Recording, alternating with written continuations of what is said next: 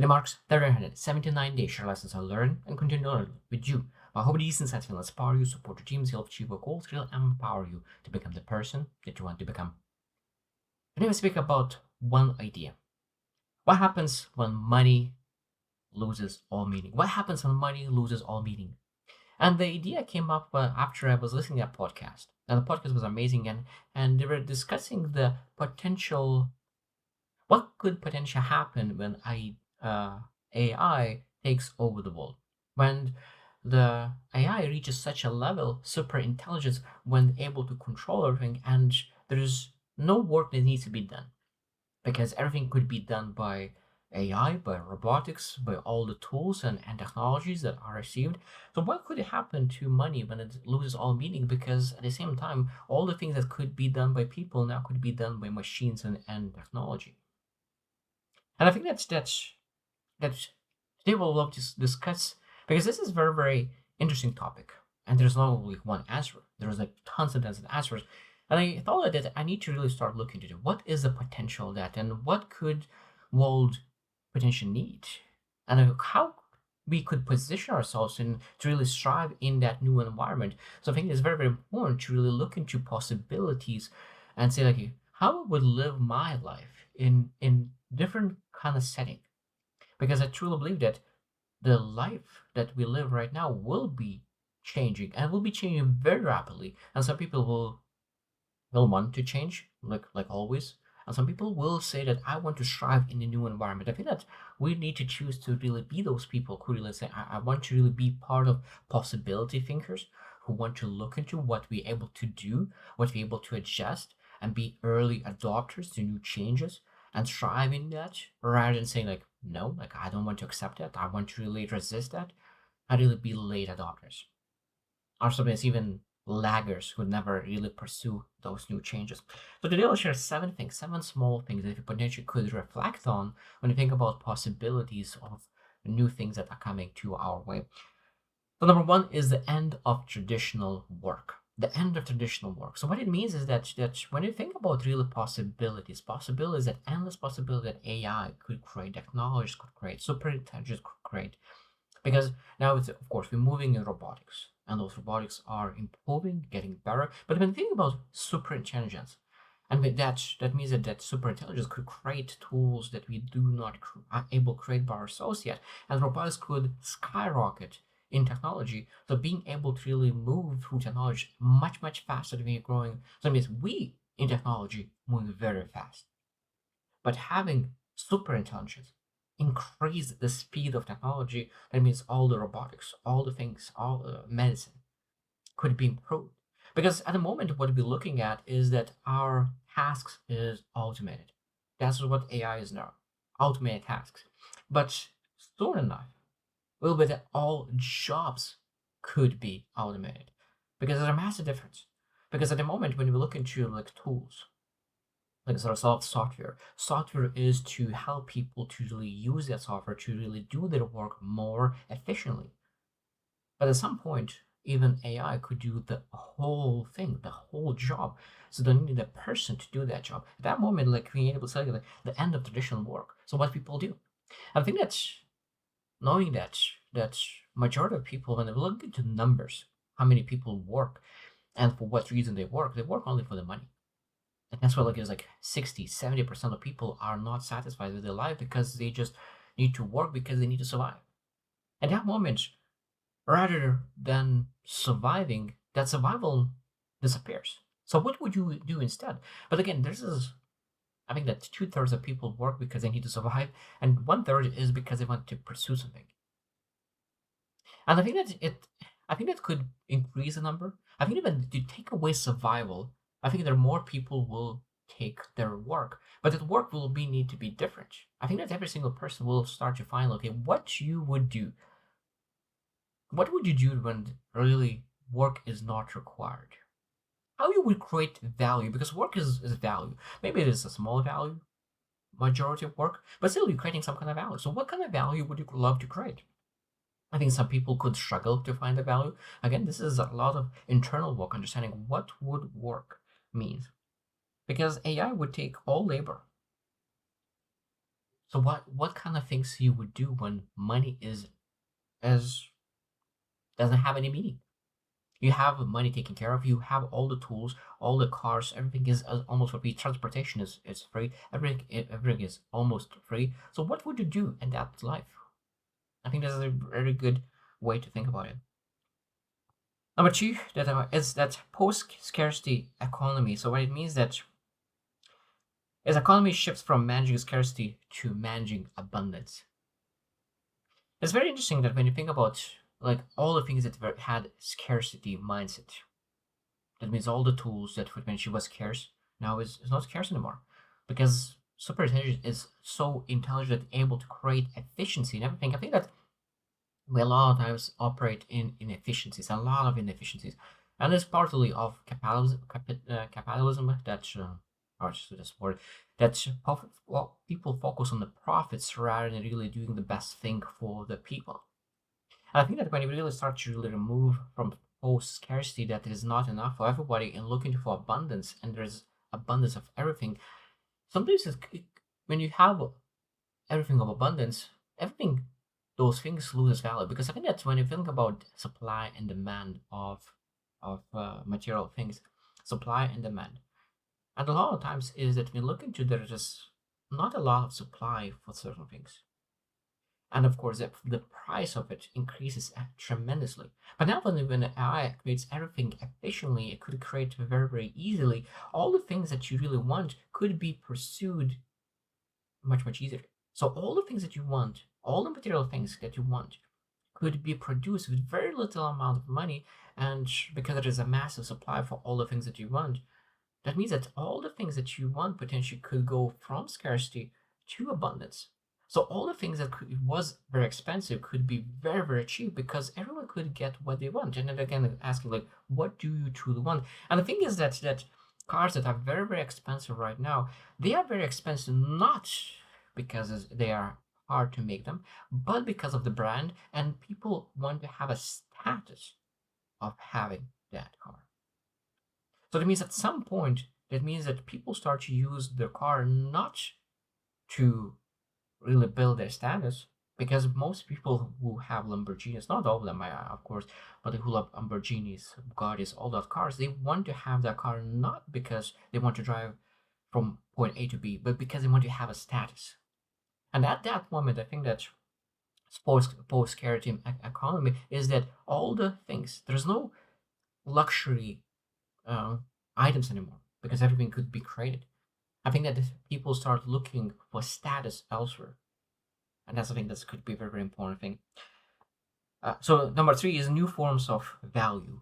So that means that what kind of value can really create, and that means time, attention, status, trust, experiences, uniqueness, creativity, community. So it means that when people really look into okay, how I could create value, I'm not able to create value by really job, uh, by some kind of creating things, but I'm able to create value by really creating attention. I think that that's why could be even YouTubers, creators, some artists could even become even more important at that point because it creates some kind of value in different things because most other people are not able to do. So experiences have will become even more important because when I think about life and probably people who grow and grow and grow understand that there is first level of value that people pursue is material things. I want to have a car. I want to have this one. I want to have a house.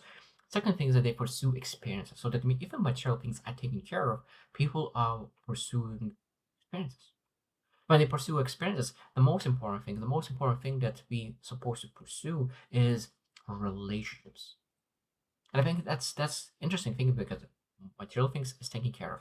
Experiences are other people taking care of. And at that moment we need to look into how we're able to use those material things and those experiences to build better relations. And I think that people who are able to tap into that, I think that people will to really help people to really build those relationships, I think will have more uniqueness and community.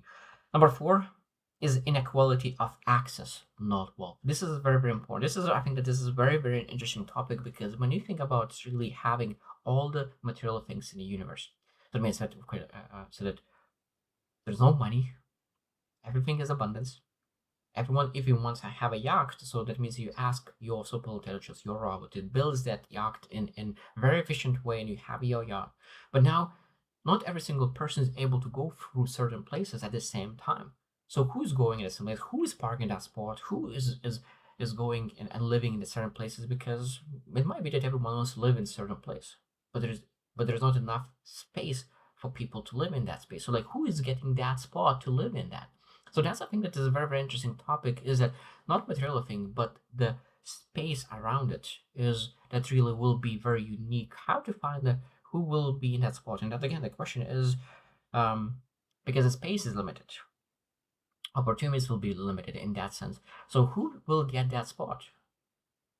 And if the money is not floating anymore, maybe there'll be, but they're like, what kind of value, what kind of money it will be? Because it could be that a person who really did a great job for humanity gets a status or gets money based on other things, not like the labor. Not there's other ways that we're able to really separate ourselves, and based on that separation, able to really get the better spots. And it could be some random things, or maybe changing over the time. But in the future, it's very interesting that everyone has things, just having the space. That's where will be different. Who will get the space? Number five is social credit or reputation based systems. I think that when again, this is a question that there's no money, and sometimes people say, okay, who is successful in life? And a lot of times we look into like success based on money, how much wealth this has, and like top richest men on earth, so top 10 richest men in the city, top youngest richest man. Like there's so many lists that really represents based on the money that they have, or on the business, how much wealth this has. But now after a while, we can look into like, okay, so this is not sure, there is no money in that. So what we able to really base?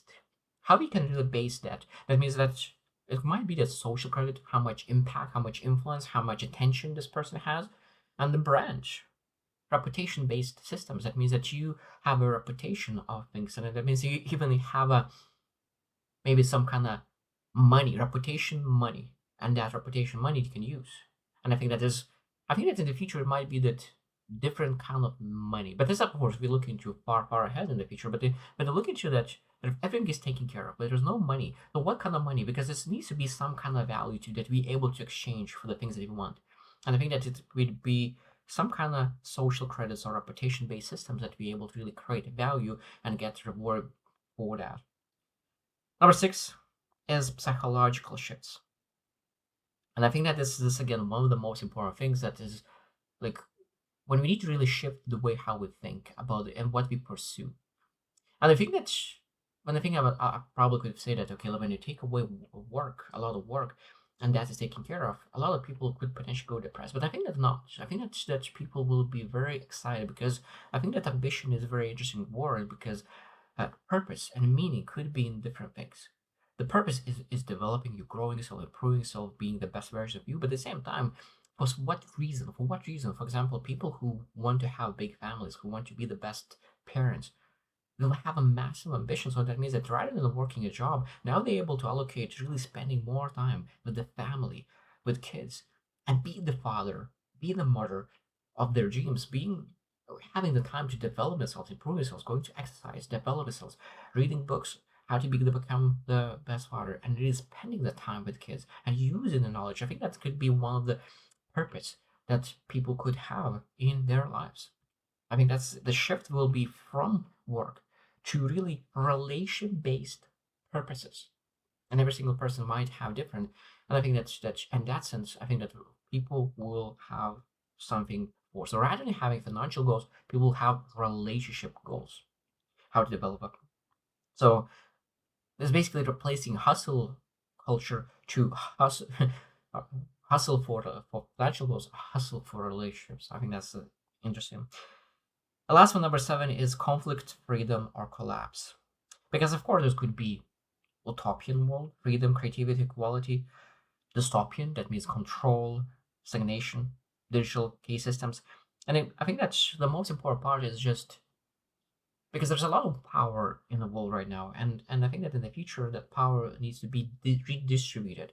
And if people who has a lot of power don't want to give up their power and really have a little bit less power because they will need to give away the power to the, the people, society altogether, because I think that it's always nice to have people who have a little bit more power based on their reputation, based on their knowledge, based on their wisdom, but not on I think that on how much capital do they have. And I think that the future people who really brought massive value in society rather than capital, I think that's even better in that moment. But at the same time, I think that it's really supposed to have freedom, more freedom to really do the things that you want. And I think that when we have that equality for, and I think that this again will be one of the things that a superintelligence could bring more equality. That every single person has exactly the same starting point. Because at the moment, when you think about when you born, your parents had different upbringings. You have a different upbringing. Some people are 10 steps, 100 steps, 1,000 steps ahead of you when you start. And because of that, it's much harder. So I think that equality will be that every single person, when they start almost exactly the same point. So when you achieve something in life, it will be exactly directly correlated with your actions, not the surroundings around you, because every single person will have very similar environment. I think that's exactly one of the beautiful things could be possibility of future utopian world. So I hope that you reflect as well. Like, what do you feel? What are possibilities of the future, and what kind of possibilities you would love to create? What possibilities you would love to live in? I think that this is again a very interesting topic, and I know that I will be thinking and imagining that even more because I want you to prepare for that. So I hope you choose something and see you tomorrow.